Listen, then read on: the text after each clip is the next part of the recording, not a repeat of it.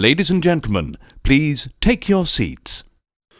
You know, that need to belong is something that we all take for granted, and if you're within the sound of my voice, that must mean you're in the seats with once more. As always, my name is Dave Voigt, and I'm the host of this podcast where we sit down with a wide-ranging variety of industry professionals and pick their brain about current projects, state of the industry, how they got started, and so very much more in a light and conversational fashion. And if you like how we do things around here, and I mean, I'm assuming you do, you're listening to the podcast right now, you can subscribe to us. That'd be great.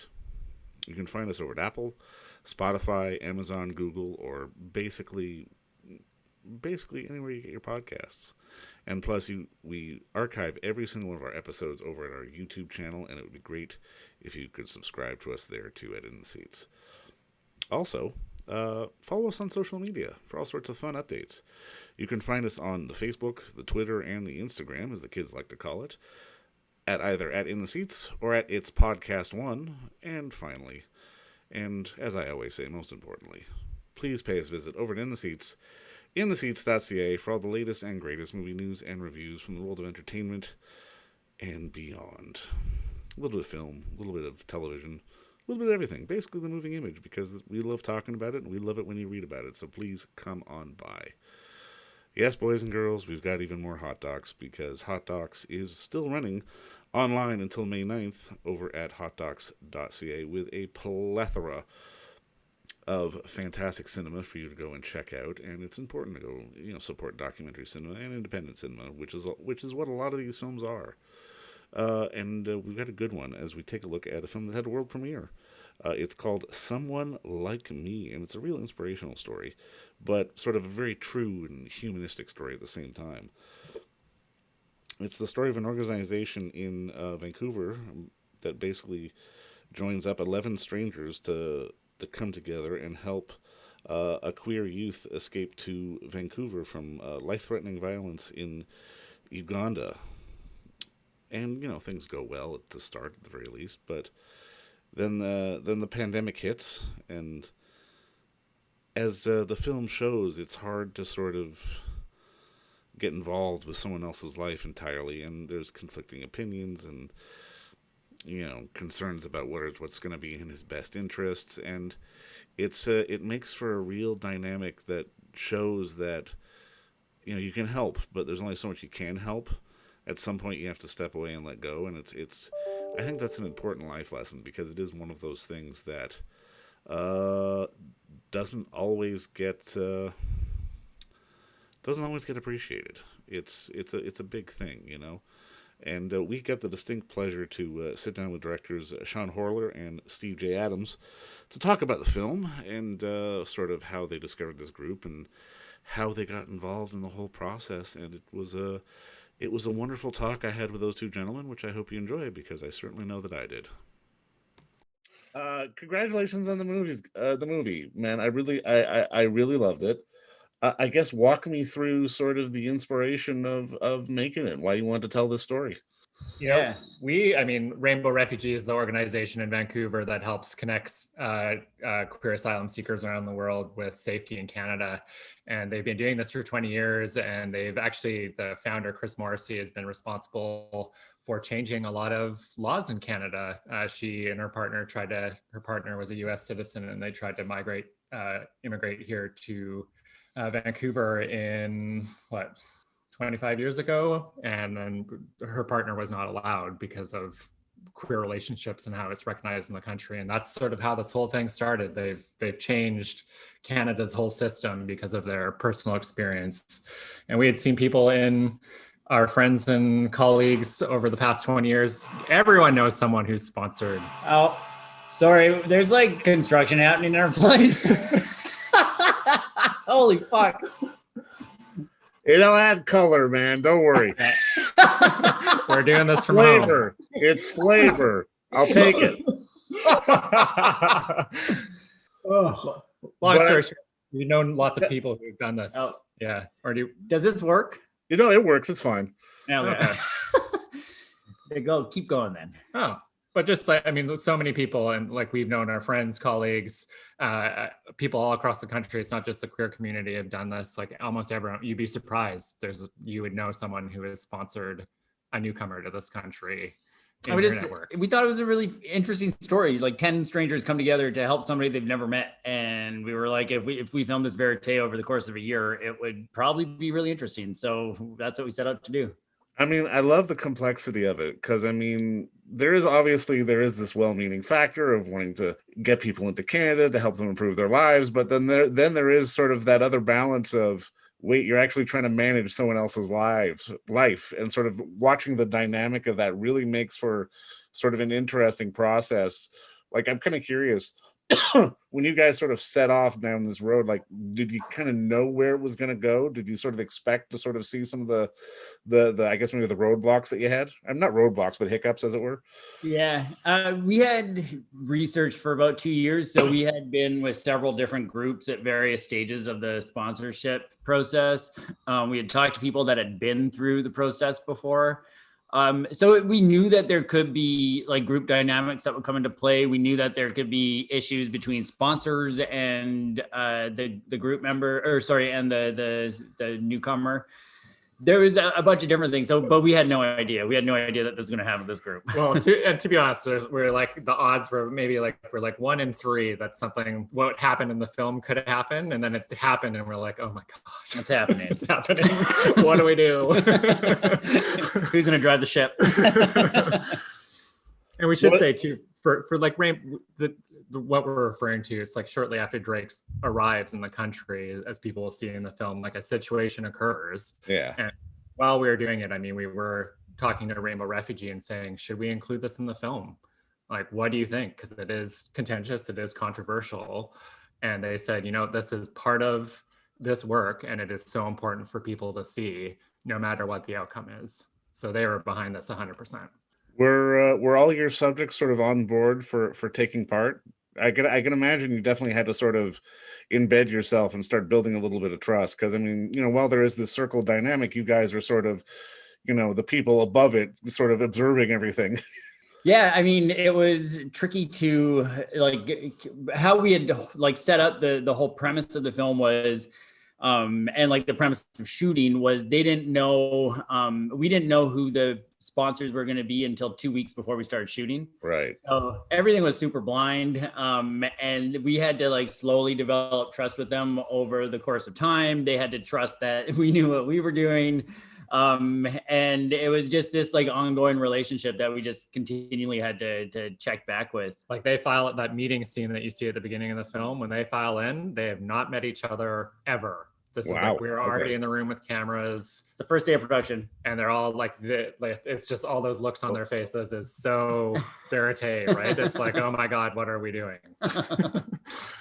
No, I mean it's such a it's a fascinating organization, and I mean just sort of the work that they're doing, because I love that what your film really sort of highlights is that I mean not only are these people with flaws who are trying to help and do the right thing, but that coming to Canada isn't necessarily like Dorothy going from black and white to color. Like it can still suck living in Canada too, and that's sort of a reality that people coming over have to sort of face and sort of make peace with.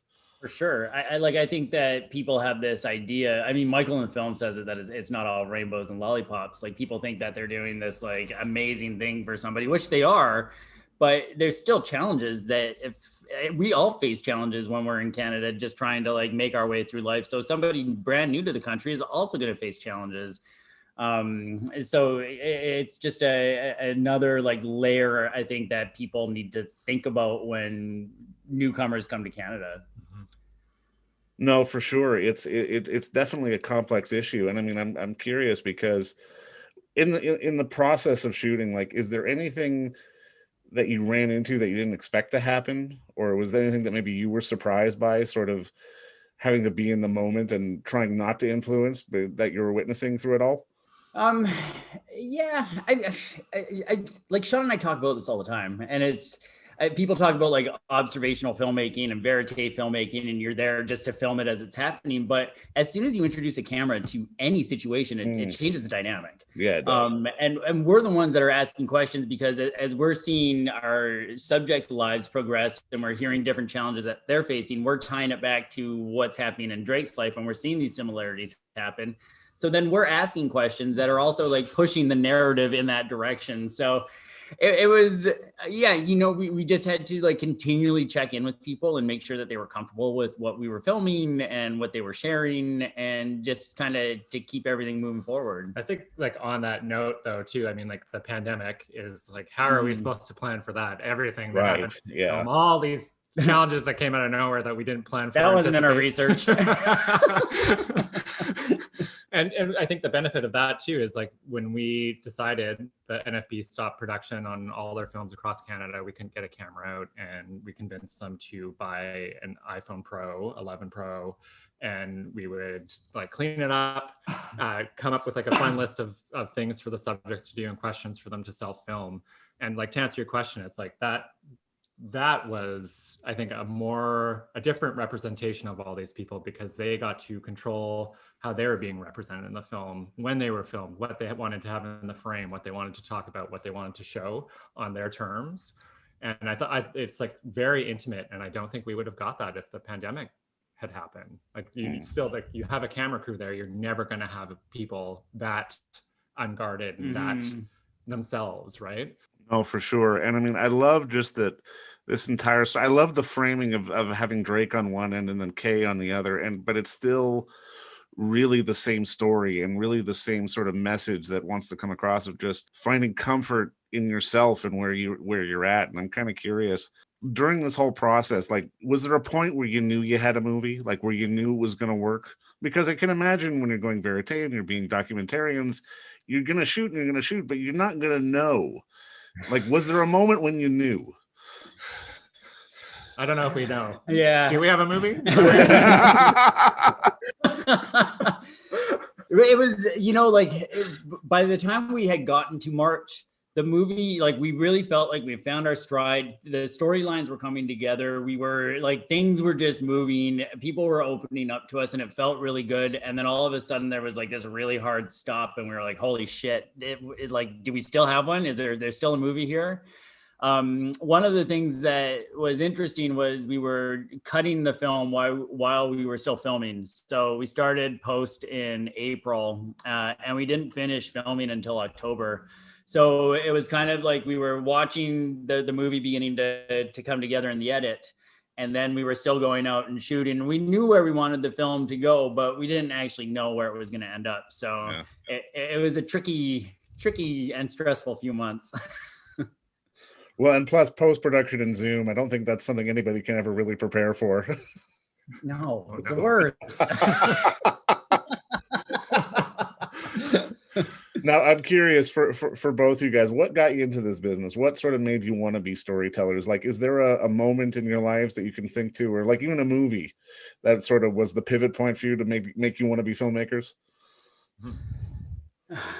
I don't know. I grew up in like a really small town in northern BC, and growing up as a queer kid, always just kind of feeling different.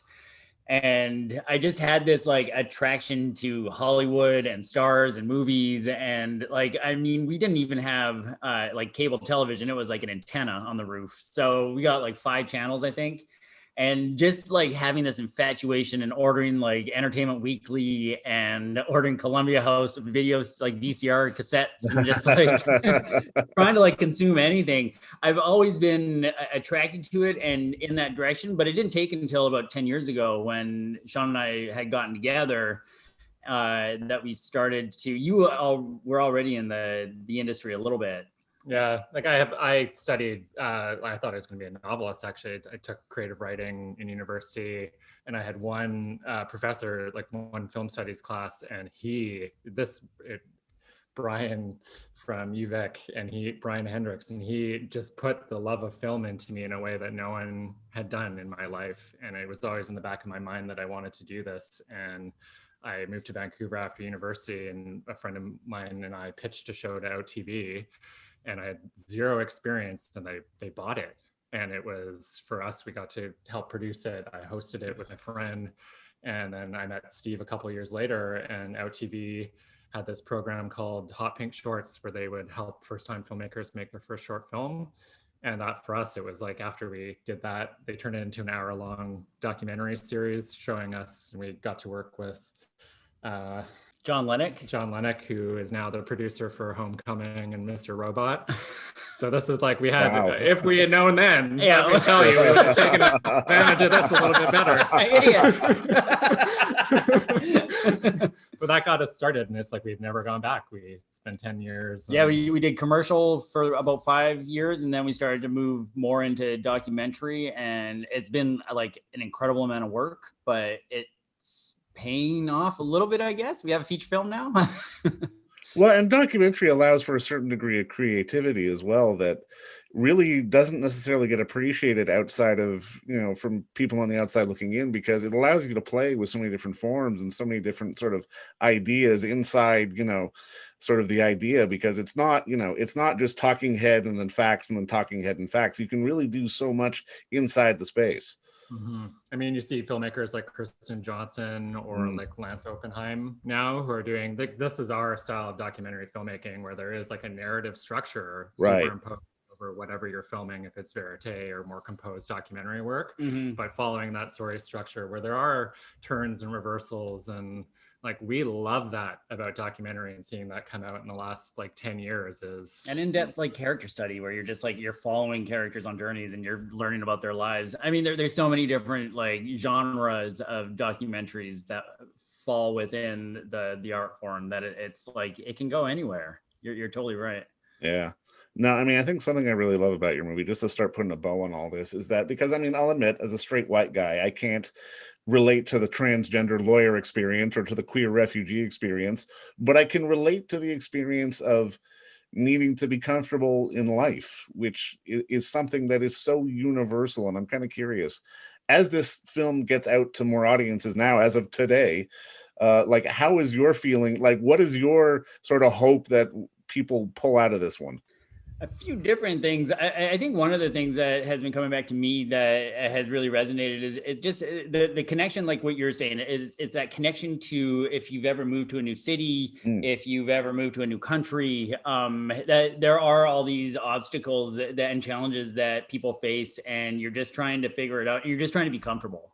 And I think that's one of the messages that's kind of getting out about the film that I like, and that is relating to people. I think to hear you say that, oh my God, it's amazing. Because I mean, we're all on this journey for personal freedom to be who we want to be and be ourselves. And that, I mean, like, yes, this is a film, a portrait of the queer community, but the fact that you saw that, like, we're all on this journey, and we all like, it's so rewarding to hear you say that. Thank you. We've been stuck in our bubble for a long time here. But you know what, man? I mean, at the end of the day, that's what storytelling is all about, because people want to know about other people, and that's really the core of it all. And I mean, thank you for finding some interesting people and to show us, and thank you for being interesting people yourselves, and thanks for the time, guys. Thank you. Good chat. Yeah, it's great talking with you. This is a fun one. Cheers, guys. Cool, thanks. Dave. And don't forget to visit our friends over at Bay Street Video for all your DVD, Blu-ray rental, or purchasing needs this summer, as they are still open for curbside and some mailing delivery as well. Over at 1172 Bay Street, Toronto, Ontario, Canada. You can give them a call at 416-964-9088. That's 416-964-9088. Or send them an email at baystreetvideoto@gmail.com for any of your DVD and Blu-ray needs.